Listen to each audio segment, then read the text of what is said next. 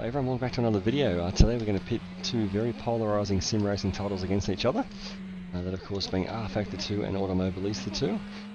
And of course the reason I say they're polarising is they're both the sort of titles that generate a lot of comment from people who haven't played either of them in a very long time, and they're sort of hung up on those opinions. So we're going to compare them today purely as driving simulators. We're not talking about menus from 5 years ago or AI or sound online, anything like that, graphics. It's purely about how they drive, because I don't know about you, when I plonk money down for sim racing titles, I'm all about the experience of driving the car. I don't care about, well, I do care about the other stuff, but not as much as how the thing actually drives. And for me, as most people know, I'm a huge rFactor 2 fanboy. I think it is the best at simulating how race cars drive, and of course none of us, or majority of us, have not driven anything to the level of a GT3 car like we're in here, the McLaren 720S, but most of us do own cars at least. We've driven for a very long time. We have an understanding of how the inputs affect normal cars, let's say. You do have some sort of opinion on how a race car should feel and the feedback you're getting through the wheel. So for me, rFactor has always been home for that. It's always felt the most realistic, and the one that I compare the other simulators to.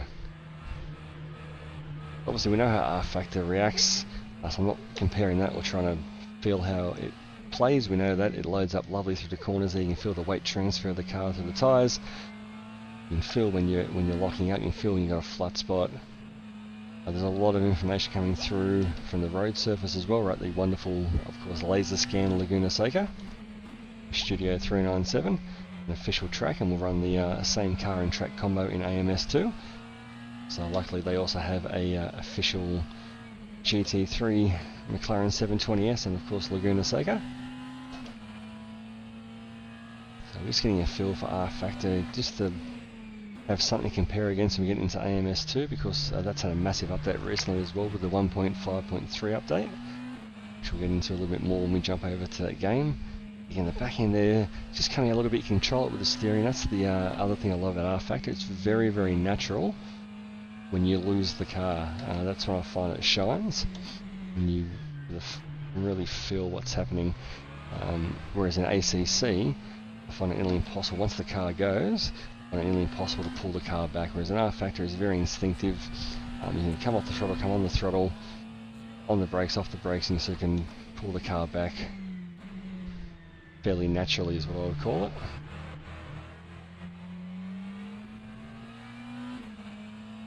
We do have some AI on track as well, some computer controlled cars, just to have something to run against in terms of a lap time.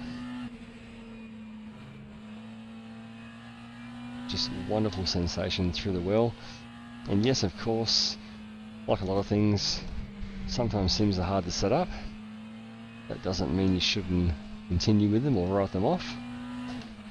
And rFactor in 2023 is certainly a very different beast to what you would have played even 12 months ago.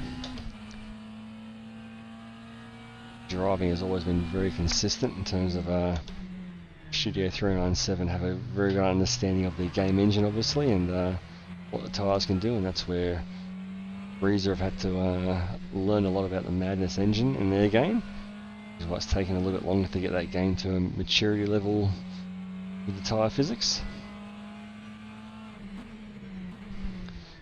These official GT3 cars in rFactor are absolutely fantastic. I was able to race them online last week, getting to a silver and gold class, and they feel absolutely fantastic.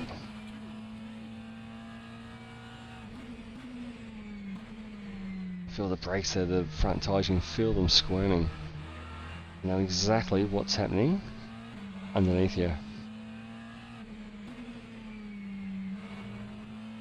Try not to hit those bumps either, because you'll certainly feel them in rFactor.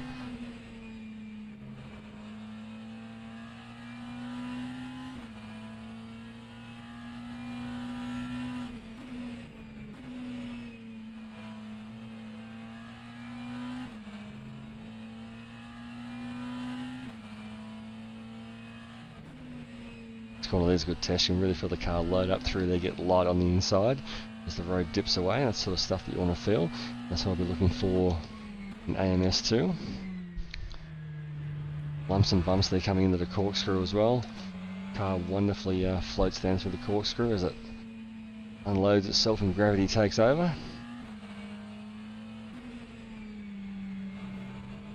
I love the feel on the braking in rFactor 2. Really feel where the threshold is and when it's time to sort of just lean off the brake pedal a little bit to get those front tyres back.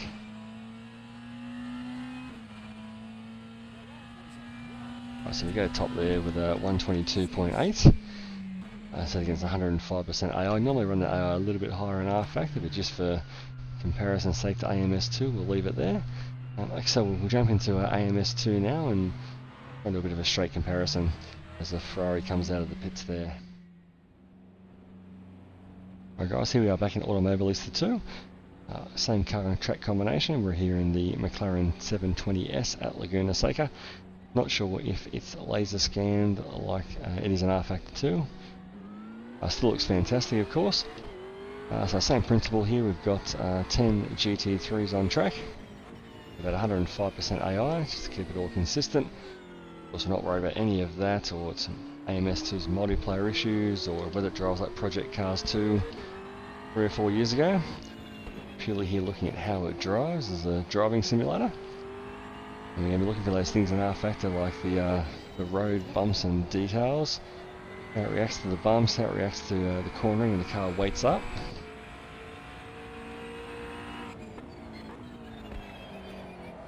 And so some fantastic updates recently, with the first 1.4 a few months ago, then 1.5, and then 1.5.3 over the weekend, which has just kept improving that tyre model as they learn more and more about it.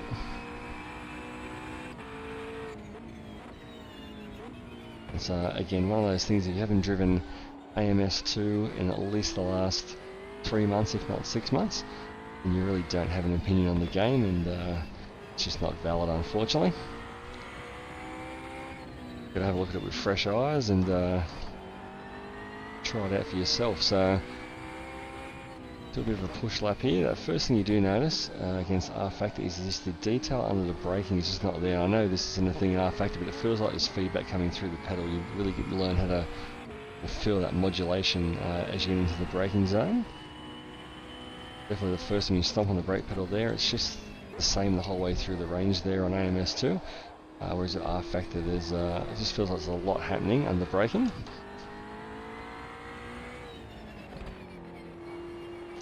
Car weights up lovely through the corners. I've only driven on the new physics, or the revised physics, sorry, is the Super V8s over the weekend at Adelaide. And we're lucky that it changed overnight from we had a race on Saturday and a race on Sunday, so we're able to directly compare 1.5 and 1.5.3. And the way I described it to the guys in our league is it was a subtle but significant change, especially on the very edge of the grip with this new tyre update, where I felt it the most. And that last sort of 5 or 10% is where I felt the main change. Again, the car, you can really feel both front tyres just fighting with the road there. Comes through really well on the steering. Of course, the big thing I compare with every simulator is how well you can catch a car when it's sliding. How well can you save it? Is it instinctive, in terms of how you modulate the brake and the throttle and the steering? And that's definitely vastly improved. Like when I compare it to ACC, like I've said, it's once the car goes, it goes. Just got a bit of slide there, another one. That was me overdriving the first corner, not due to any Project Car 2 physics.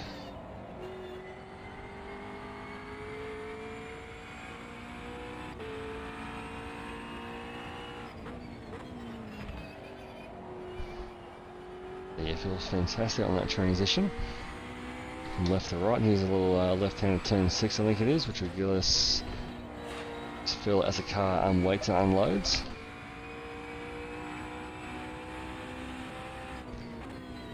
So people also say, why is it taking Ariza so long to get a handle on this, and why there's so many game-changing updates, all that sort of stuff. You got to remember, a game engine is a very complex bit of kit.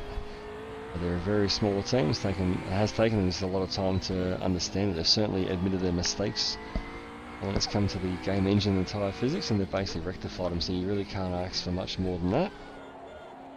Not like they've sat there and gone, oh yeah, it's absolutely fantastic, let's just carry on with it.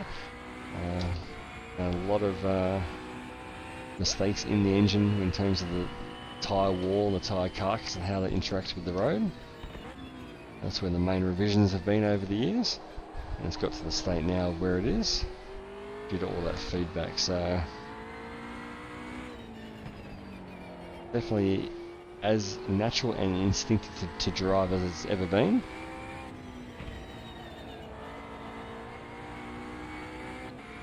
Feels really good. So obviously got the TC and the ABS down as well, so we can feel the car without any of the aids kicking in.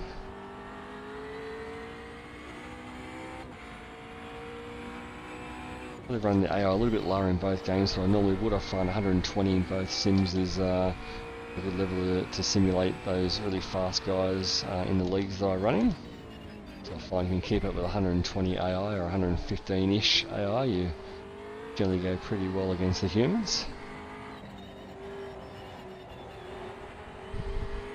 That left hand is just great how the car loads up.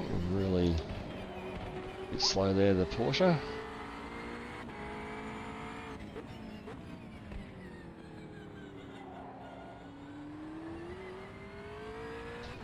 Try for a bit of a flying lap here and see what sort of lap time we get out of it.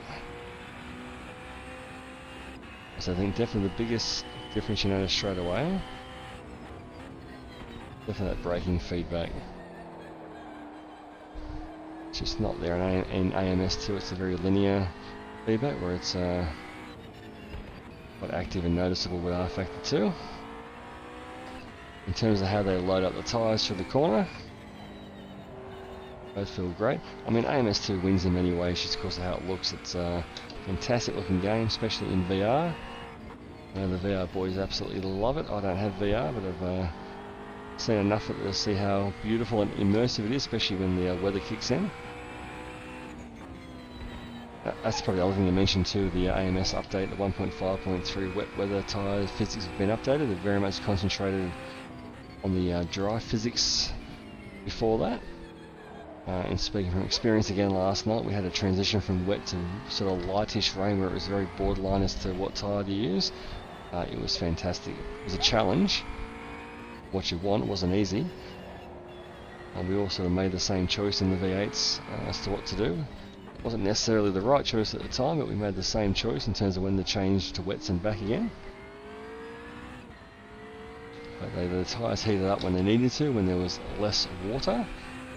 And you certainly felt that, and you had to drive accordingly. You could definitely cool the rear tyres down if you're just very gentle on the throttle, which is again how it should be. The wet weather was vastly improved.